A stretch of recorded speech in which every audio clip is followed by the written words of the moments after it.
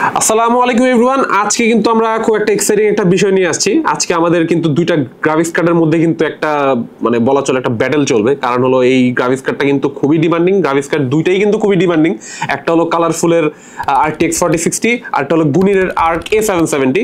So এই দুইটা graphics কার্ডের মধ্যে আজকে আমরা যেই সব টেস্টগুলো করতেছি তার মধ্যে গেমিং টেস্ট আছে, সিনথেটিক বেঞ্চমার্ক আছে, প্রোডাক্টিভিটি টেস্ট আছে, এছাড়া অন্যান্য যত রকমের টেস্ট একটা গ্রাফিক্স কার্ডের কম্পারিজন ভিডিও থেকে আপনারা আশা করেন সবকিছুই আছে। এরই সাথে আপনাদের ফিডব্যাকও কিন্তু আমাদের দরকার, যাতে করে আমরা পরবর্তীতে আমাদের ভিডিওগুলো কিন্তু আরো আপডেট করতে পারি। সো অবশ্যই আমাদের সাথে থাকবেন। তো without further ado, let's get started.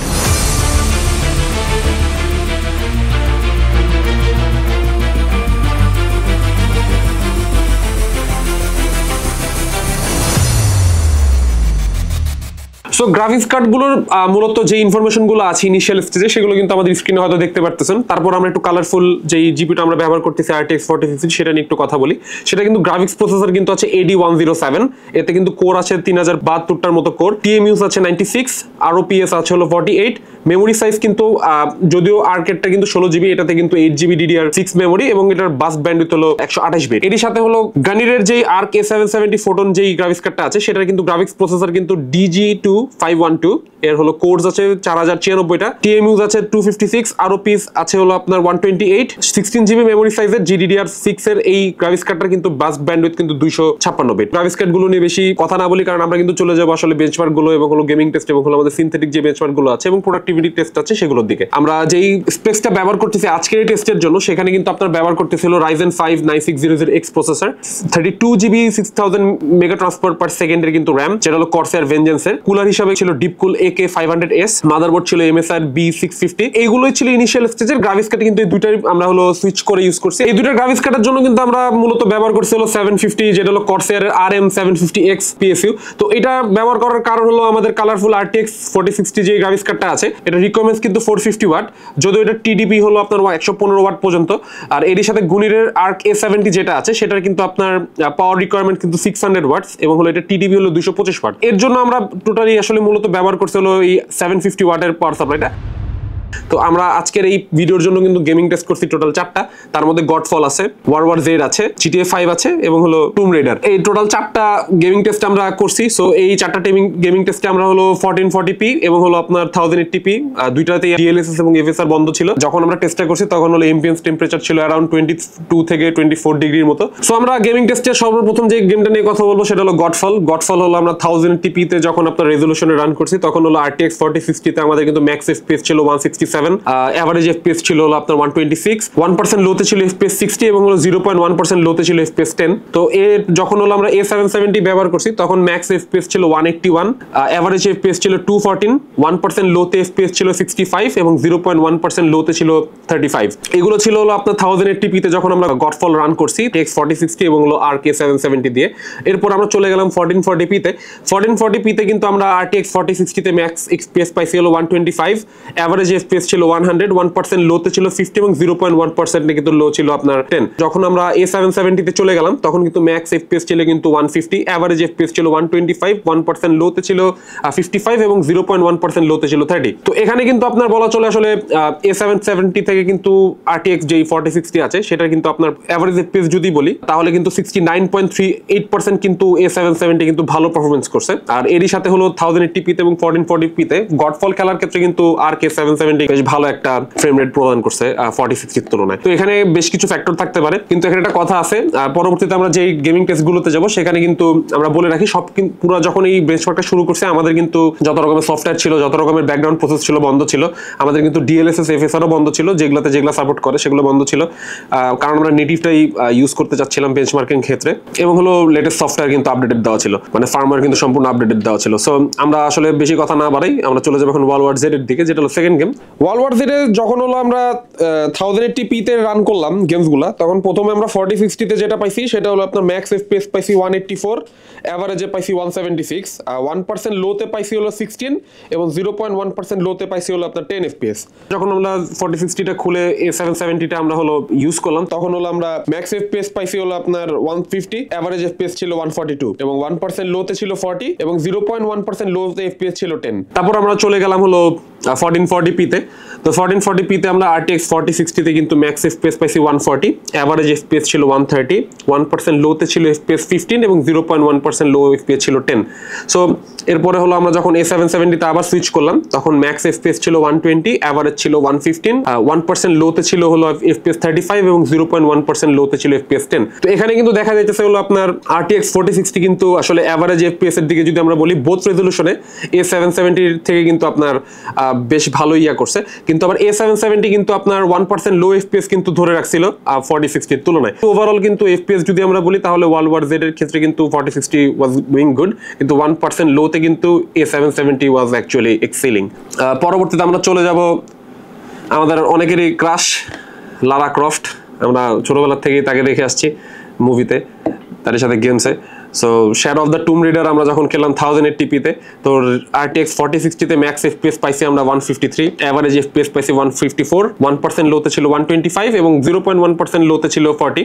A770 তে কিন্তু আমরা ম্যাক্স FPS পাইছি 124, এভারেজে পাইছি 116, 1% লোতে পাইছি 35 এবং 0.1% লোতে কিন্তু পাইছি 15। তো এখানে আমরা দেখতেছি কিন্তু একটা ভালো রকমের FPS কিন্তু আমরা টুম রেডারে কিন্তু RTX 4060 থেকে পাচ্ছি। যখন 4040p তে আমরা শিফট করলাম, শিফট করার পর 4060 তো আমাদের ম্যাক্স FPS ছিল 120, এভারেজ ছিল 110, 1% লো FPS ছিল 85 এবং 0.1% লো FPS ছিল 30।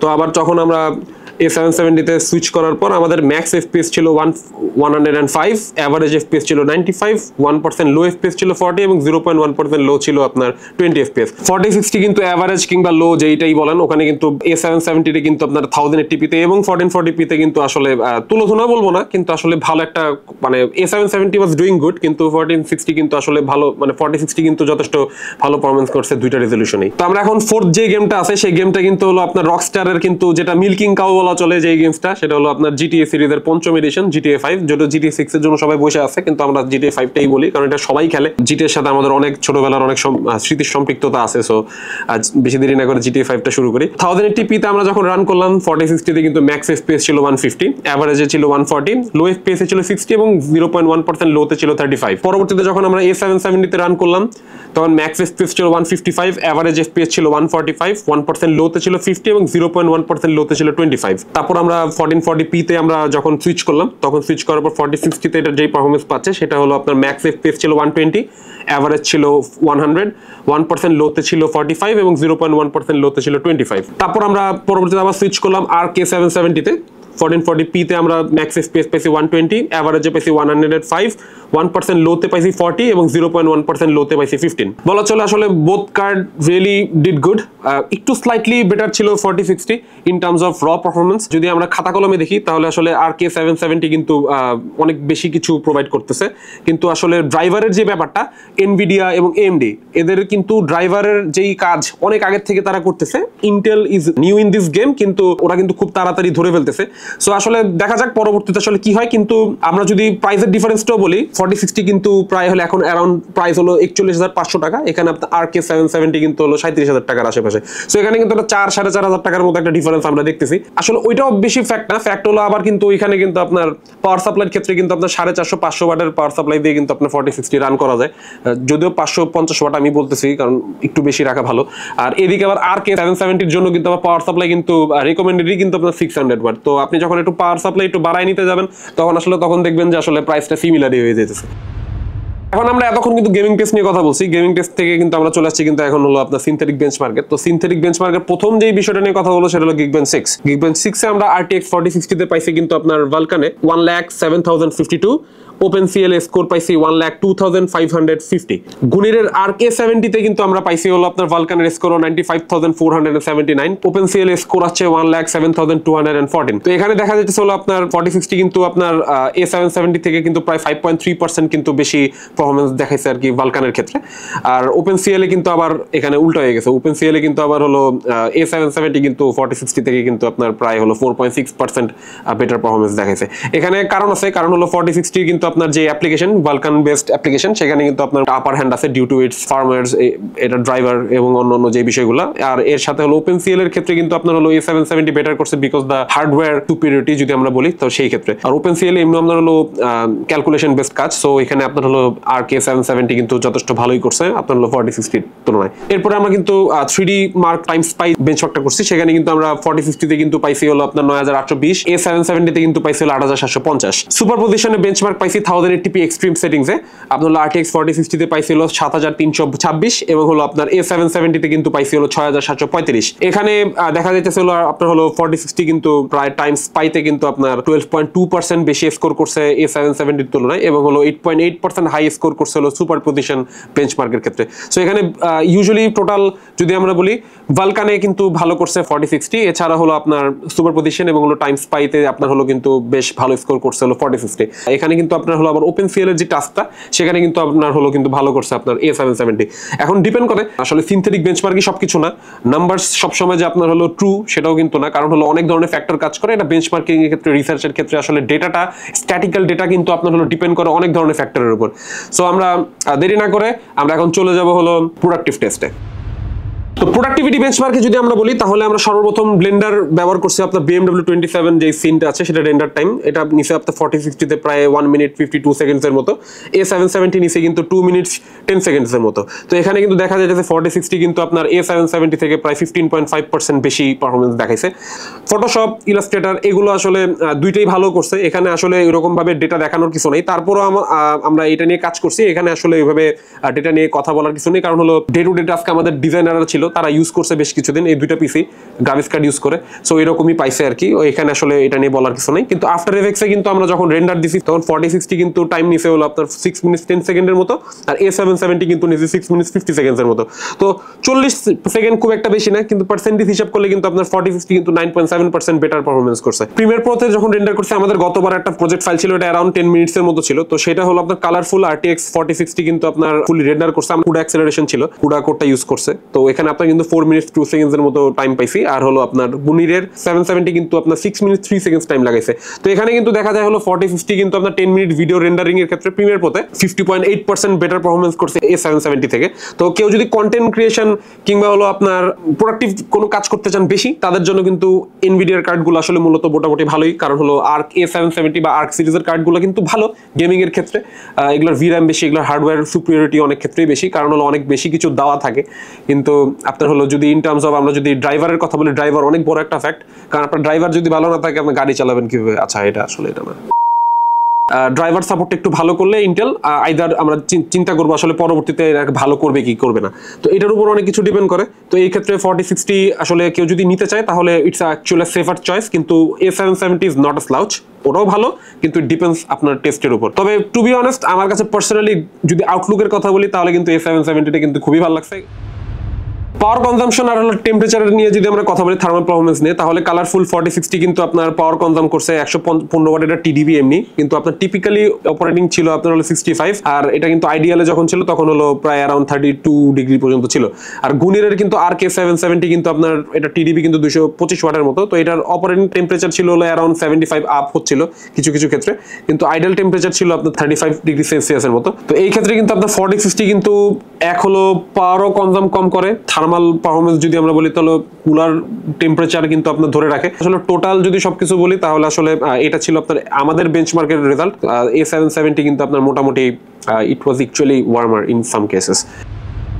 তো আসলে এতক্ষণ আমরা যেই টেস্টগুলো নিয়ে কথা বললাম, আরো অন্যান্য অনেক ধরনের টেস্ট করা যায়, কিন্তু আসলে আমরা রিয়েল লাইফের কথা যদি বলি তাহলে প্রোডাক্টিভ ওয়ার্ক ফোর্সের জন্য কিন্তু আপনার কিন্তু মূলত আসলে এনভিডিয়ার কার্ডগুলো ইজ অ্যাকচুয়ালি গুড। এনভিডিয়া আগেও যেমন ছিল এখনো তেমন, ওরা কিন্তু গ্র্যাজুয়ালি অনেক দিন যাবত কাজ করতে করতে ওদের যে ড্রাইভারগুলো নিয়ে কাজ করতে করতে ওদের কিন্তু এখন আর্কিটেকচার, ওদের ড্রাইভার, ওদের হার্ডওয়্যার সফটওয়্যার যে একটা ইন্টিগ্রেশন ব্যাপার সেটা কিন্তু খুব ভালোভাবে ওরা এখন কিন্তু এখন না, ওরা আগের থেকে খুব ভালো ছিল।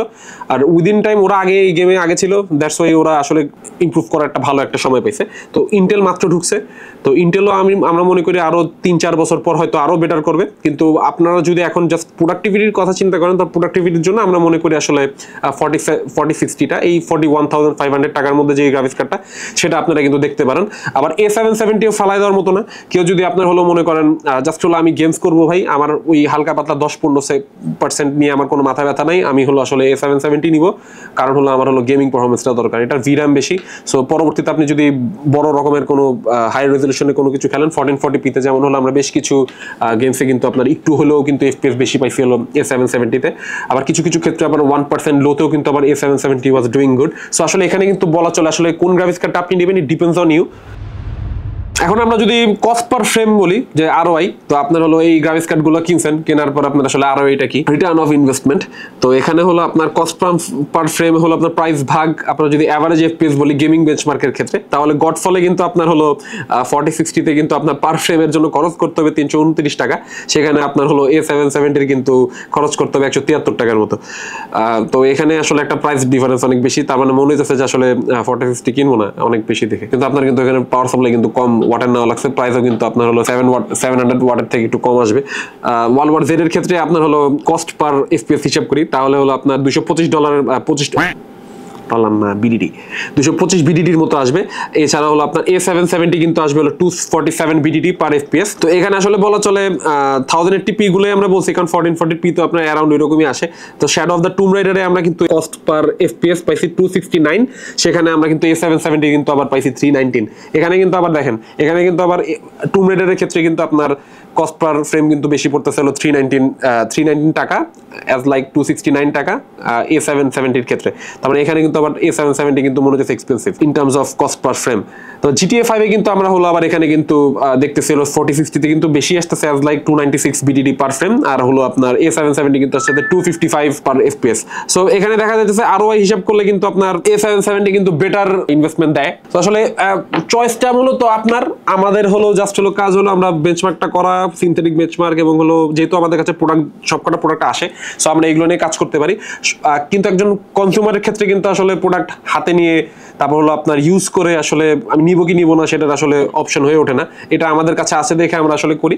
বাকিটা তারপর আপনাদের যদি কোনো জিজ্ঞাসা থাকে, আমাদের কিন্তু 16793 এই হটলাইন নাম্বারটা কিন্তু ওপেন থাকে, কল করে জানতে পারবেন অনেক ইনফরমেশন, কিংবা যদি আপনাদের যদি কোনো ফিডব্যাক থাকে আমরা যাতে করে আমাদের ভিডিও আরো কিভাবে ভালো করতে পারি সেটার জন্য আমাদের অবশ্যই আমাদের ফিডব্যাক দিবেন, আমাদের কমেন্ট বক্সে কমেন্ট করবেন। আমাদের ফেসবুকে, ইনস্টাগ্রাম, টিকটকও আছে, আমাদের লিঙ্কডইনও আছে, এবং হলো আমাদের ইউটিউব আছে। তো আমাদের অবশ্যই আমাদের ইউটিউবে সাপোর্ট করবেন। ইউটিউবের লিঙ্কটা আমরা কিন্তু আমাদের ডেসক্রিপশন বক্সে দিয়ে দিচ্ছি এবং আমাদের স্ক্রিনে হয়তো দেখতে পারতেছেন। তো আজ এই পর্যন্তই, আল্লাহ হাফেজ।